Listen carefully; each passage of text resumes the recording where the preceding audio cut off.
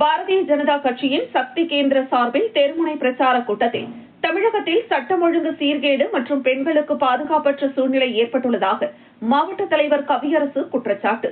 கிருஷ்ணகிரி பழையப்பேட்டை அங்காளம்மன் கோவில் அருகில் பாரதிய ஜனதா கட்சியின் நகர சக்தி கேந்திர சார்பில் தெருமுனை பிரச்சார கூட்டம் நடைபெற்றது. கிருஷ்ணகிரி நகர பாரதிய ஜனதா கட்சியின் சக்தி கேந்திர பொறுப்பாளர் கோகுல் தலைமையில் நடைபெற்ற தெருமுனை பிரச்சார கூட்டத்தில் சிறப்பு அழைப்பாளராக பாஜக கிழக்கு மாவட்ட தலைவர் கவியரசு, பாஜக நகர தலைவி விமலா ஆகியோர் கலந்து கொண்டு சிறப்புரையாற்றினர்.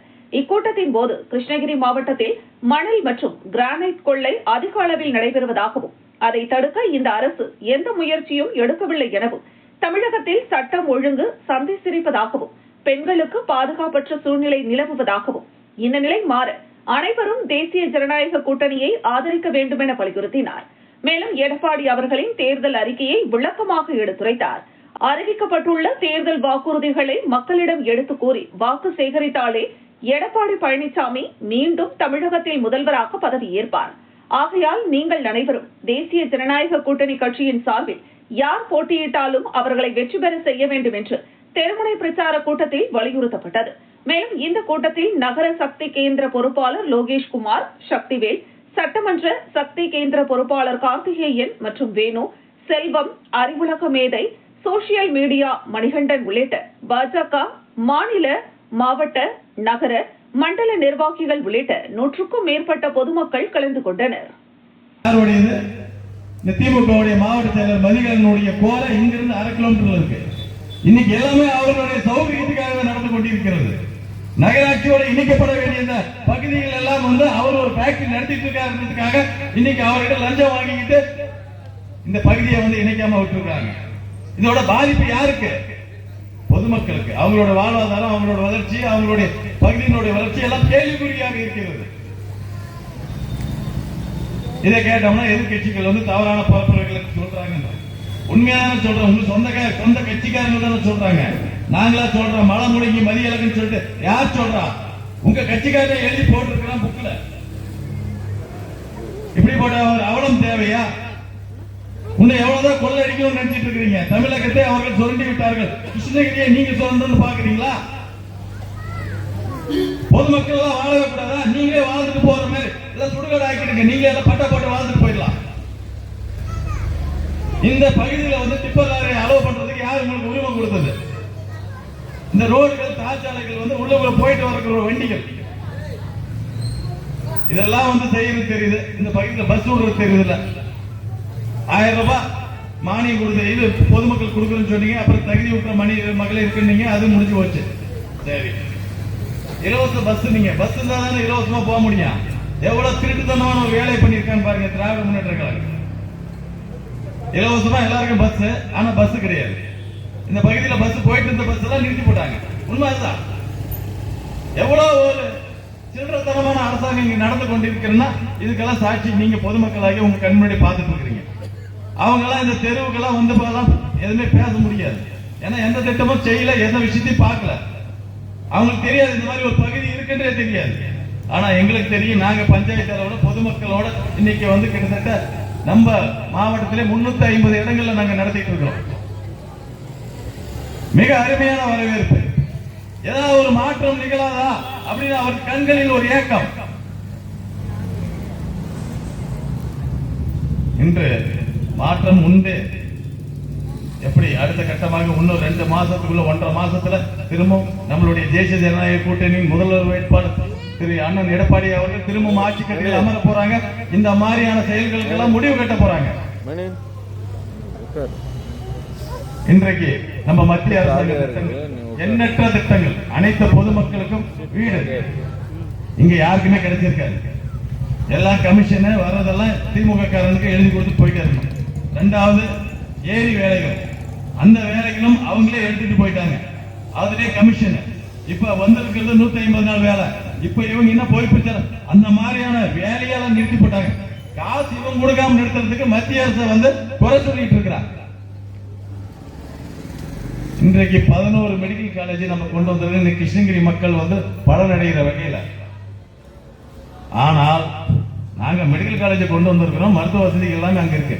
ஆனா உள்ளூர் இருக்கிற மருத்துவமனை இந்த பகுதியில் நீங்க பயன்பட்டு இருக்கிற மருத்துவமனையை வந்து இந்த அரசாங்கம் கலைஞர் நூலகமோ ஏதோ ஒண்ணு பண்ணணும்ன்றதுக்காக அந்த பில்டிங்கை எடுத்துட்டு போய் திருப்பி அங்கே வைக்கணும்னு நினைக்கிறாங்க. இதுதான் கேடுகட்ட செயல்களில் ஈடுபட்டு கொண்டிருக்கிறது. இருக்கக்கூடிய ஒரு விஷயத்தை வந்துட்டு முழுமையா செயல்படுத்த வேண்டிய விஷயங்கள் அவர்களுக்கு என்றுமே இல்லை. தலைவர் தான் அப்படி கொள்ளையடிச்சிட்டு இருக்காருன்னா இங்க மாவட்ட செயலாளர்கள் அதோட கொள்ளையடிச்சிட்டு இருக்காங்க, இங்க போயிட்டு இருக்காங்க. ஆனா அவர்களுடைய வாரிசுகள் என்ன நடத்திட்டு இருக்கிறாங்க.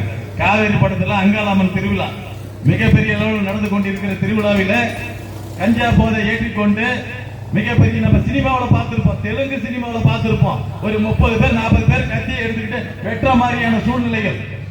காவல்துறை கைகள் கட்டப்பட்டிருக்கின்றன. அவர்களை முன்னாடியே வந்துட்டு 25 பேரை வெட்டி இருக்காங்க. இதெல்லாம் வந்து பொதுமக்கள் சிந்திச்சு பார்க்கணும். நாளைக்கு நம்ம இடத்துல நம்ம பகுதியில் நடக்காதா என்று. அதே மாதிரி ஒசூர்ல ஒரு பகுதியில் வந்துட்டு இன்னைக்கு மிகப்பெரிய அளவுல ஒரு காருக்கு முன்னாடி ஒரு பைக் எடுத்துக்க சொல்லியிருக்காங்க. அரசு அதிகாரி அவரை வந்து காரை விட்டு இடிச்சு அவர் கொலை பண்ணியிருக்காங்க. அது யாருன்னா அந்த பகுதியோடைய திமுக பிரமுகர்களுடைய மகன். இன்னைக்கு 20-23 வயசுல இவர்களுக்கு அந்த பலமும் அதிகாரமும் யாரு கொடுத்தாங்கன்னா பணம், கட்டுக்கடங்காத பணம், பணத்துக்கான வேல்யூ இல்லை. இந்த மாதிரி மலைகளை கொள்ளையடிச்சுக்கிட்டு பொதுமக்களுடைய விஷயங்கள் ஒண்ணு இல்லைங்க. டோல்கேட் தாண்டி இன்னைக்கு ஒரு நேரத்துக்கு போய் நில்லுங்க. ஒரு நாள் கர்நாடகாவுக்கு 1000 வண்டி பாஸ் ஆயிட்டு இருக்கு. யாருடைய கனிம வளங்களை நீ கொள்ளையடித்துக் கொண்டிருக்கிறாய்? இதெல்லாம் யாரும் கேட்கறது இல்ல. இதெல்லாம் நம்ம கொஞ்சம் சிந்திச்சு பார்த்து செயல்பட வேண்டிய காலகட்டத்தில் நாம இருந்து கொண்டிருக்கிறோம். சரக்கு டாஸ்மாக் கடைகளை திறப்பதற்கும் கஞ்சா விற்பதற்கும் ஒரு அரசு தேவையா? இன்னைக்கு பள்ளிக்கூடங்கள் எல்லாம் மூடப்பட்டு இருக்கின்றன, டாஸ்மாக் எல்லாம் திறந்து கொண்டிருக்கின்றன. இதுதான் இன்றைய திராவிட கழகத்துடைய ஆட்சி. இன்று ஏதாவது ஒரு நல்ல திட்டங்கள் செயல்பாடுகள் நடந்து கொண்டிருக்கிற அந்த கிருஷ்ணகிரிக்கு எதுவுமே கிடையாது. மத்திய அரசாங்கம் கடந்த தேசிய ஜனநாயக கூட்டணியில் நடைபெற்ற திட்டங்களை தவிர இன்று புதிய திட்டங்கள் எதுவுமே நடைபெறவில்லை. இன்று இவர்கள் என்ன செய்து கொண்டிருக்கிறார்கள் என்றால் வரக்கூடிய பணங்களை கொள்ளையடித்துக் கொண்டிருக்கிறார்கள். இதை தவிர வேற எதுவுமே இவர்களுக்கு தெரியவில்லை. ஒரு இருக்கக்கூடிய பள்ளிக்கூடங்களை வந்து ஏதாவது ஒழுங்குபடுத்தி இருக்காங்களா? அது கிடையாது. அதுல பாத்தீங்கன்னா கழிப்பிட வசதி கிடைக்காது. இன்னைக்கு பெண் பிள்ளைகளுக்கு பாதுகாப்பு இல்லை. இன்னைக்கு ஸ்கூல்ல வந்து பெரிய அளவுல பிரச்சனைகள் நடந்து கொண்டிருக்கிறது. அப்ப நான் மனு கொடுத்துட்டு இருக்கிறேன். போயிட்டு அந்த மனு கொடுக்கும் போது அந்த ஆட்சியர் சொல்றாங்க நிதி இல்லைங்க அப்படிங்கிறாங்க. ஆனா அடுத்த நாள் டாஸ்மார்க் எல்லா டாஸ்மார்க்கும் கிருஷ்ணகிரி மாவட்டத்தில் கேமரா பொருத்தலாம். காரணம் ஒரு 1000 ரூபாய் ஒருத்தன் திருடிட்டு போயிட்டானா. எப்படியாப்பட்ட அரசு இங்க இடத்துல நடந்து கொண்டிருக்கிறது. அவர்களுக்கு தேவை அவங்க தயாரிக்கிற சரக்கை வந்து வித்தாகணும்.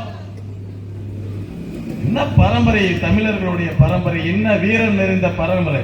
எத்தனையோ கடல் கடந்து 1000 மைல்கள் தாண்டி போரிட்டு வென்று கம்போடியா எத்தனையோ நாடுகள்ல வந்து கோயில்கள்ல பண்ணிருக்காங்க. தஞ்சாவூர்ல பண்ணிருக்கிற மாதிரி அங்கெல்லாம் பண்ணிருக்கிறான். எத்தனையோ கண்டம் விட்டு கண்டமெல்லாம் தாண்டி இருக்கோம். ஆனா அந்த மாதிரி இருந்த தமிழர்கள் இன்றைக்கு குடிவுக்கும் கஞ்சாவுக்கும் அடிமைப்படுத்தி இன்று இளம் தலைமுறையினர் இன்னைக்கு இல்லாத அவர்கள் சிந்திக்கக்கூடிய திறன் இல்லாம செஞ்சுட்டு இருக்கிறாங்க. இதெல்லாம் யார் நாம சிந்திச்சு பார்க்கணும். நாம கஷ்டப்பட்டு சம்பாதிக்கிறது நம்ம தலைமுறை நல்லா இருக்கணும். ஆனா பாதுகாப்பா இருக்கணுமா? கண்டிப்பா நீங்க அடுத்த முறை கண்டிப்பா தேசிய ஜனநாயக கூட்டணிக்கு தான் ஓட்டு போடணும். இந்த சூழ்நிலைகள் மாற வேண்டும். தாய்மார்களை அவங்க கொடுக்கக்கூடிய 1000 ரூபாய்ன்றதெல்லாம் பொய் கணக்குகள். இன்னைக்கு அவங்க பணம் யார் விட்டு வந்து பணம் கொடுத்துட்டு இருக்காங்க உங்ககிட்ட. நீங்க எல்லாம் நினைச்சிட்டு இருக்கலாம் நமக்கெல்லாம் என்னப்பா கடன் இருக்குது, நாங்க ஏதோ அப்படி இருக்கணும். ஆனா உங்கள் ஒவ்வொரு மேலையும் இன்னைக்கு 5 லட்சம் ரூபாய் கடன் பண்ணி வச்சிருக்குதா இந்த தமிழக அரசு. பணம் யாருக்கு இருந்து எடுத்து கொடுக்குறாங்க? எல்லாம் வெளியில இருந்து அடிச்சு கொடுத்துட்டு திருப்பி கணக்கு எழுதிட்டு போயிடுறாங்க. இங்க இருக்கக்கூடிய கோவிந்தம்மா அவங்க வீட்டுக்குன்னா அவங்க வீட்டு மேல ஒரு 5 லட்சம் கடை, என் பேர்லயும் 5 லட்சம் கடை. நாளைக்கு என் புள்ள போறதுன்னா என் பிள்ளைக்கு 5 லட்சம் கடை. இன்னைக்கு தமிழகத்தில் வரக்கூடிய அனைத்து வாரிசுகளுக்குமே கடனாக தான் இருக்கிறது.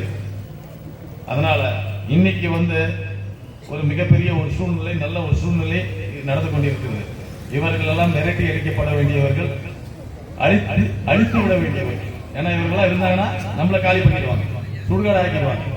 அதனால பொதுமக்கள் ஆகிய நீங்கள் ஒரு சிந்திச்சு பார்த்து வரக்கூடிய காலங்களில் நம்மளுடைய வாழ்வுயிரை நம்மளுடைய தலைமுறையை பாதுகாக்க நாம் ஒரு மிக முடிவு எடுக்க வேண்டும். அந்த முடிவை தேசிய ஜனநாயக கூட்டணி ஆட்சி கட்டில் அமர வேண்டும். எடப்பாடி அண்ணா அவர்கள் முதல்வராக வர வேண்டும். அதே போல என்றும் பிரதமராக இருக்கக்கூடிய பாரத பிரதமர் நரேந்திர மோடி என்றும் அவர்தான் பிரதமர் என்று சொல்லிக் கொண்டு நான் இந்த வாய்ப்பு அனைவருக்கும் என்னோட